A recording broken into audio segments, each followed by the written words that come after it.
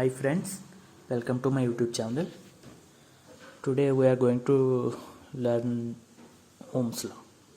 Ohm's law is a basic thing for all the electrical students, and we'll see what is Ohm's law. Actually, what Ohm's law states that current will be directly proportional to the applied voltage and inversely proportional to the resistance. So this is the Ohm's law, and we can see here this is Ohm triangle. See, directly proportional, it means as one amount increases, another amount increases at the same rate. This is called directly proportional. And inversely proportional, it means as one amount increases, the other amount decreases at the same rate. So this is the difference between directly proportional and inversely proportional.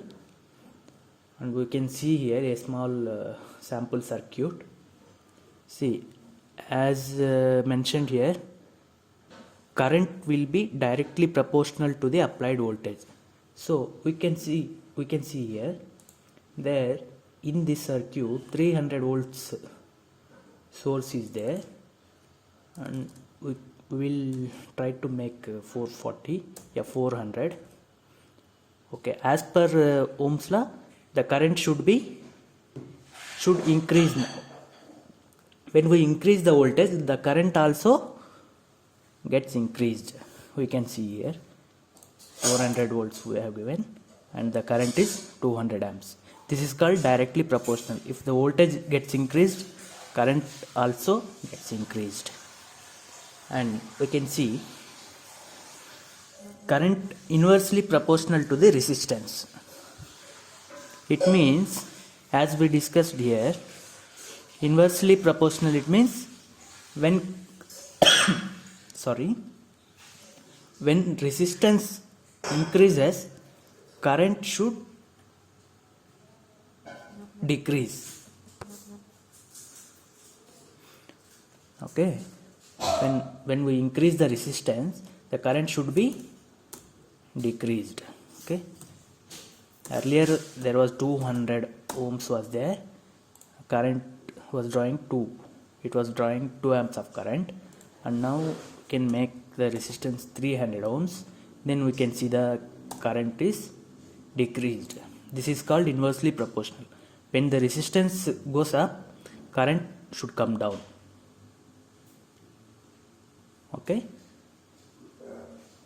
if the voltage gets low, current should go low. If the resistance goes low, current will go high. As we can see here, the formula is here, as I mentioned here. If you want to calculate the voltage, V equals to I into R, you should know that current and resistance value, then only you will be able to know the voltage value. Okay, if you want to know the current, you should know about voltage and resistance, then only you will be able to find the current. The same here, resistance also. If you want to know the resistance, you should know about voltage and current. If you want to find the resistance, just you need to, voltage should be divided by current. All you know about these alphabets, no?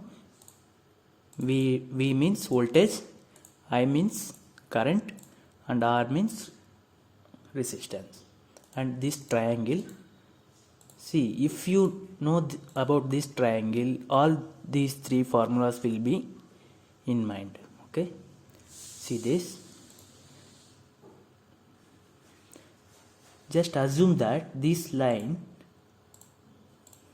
the line between these two dots, assume this line will be divider.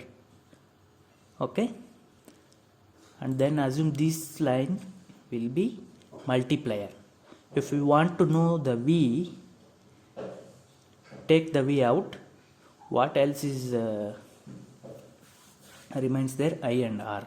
So I multiplied by R. Then you will come to know the voltage. In case if you want to know the I means current, then remove the I. What else is there? V and the divider I. R. V divider R. Then voltage should be divided by the resistance. Then you will come to know the current. Okay. If you want to know the resistance, remove the R.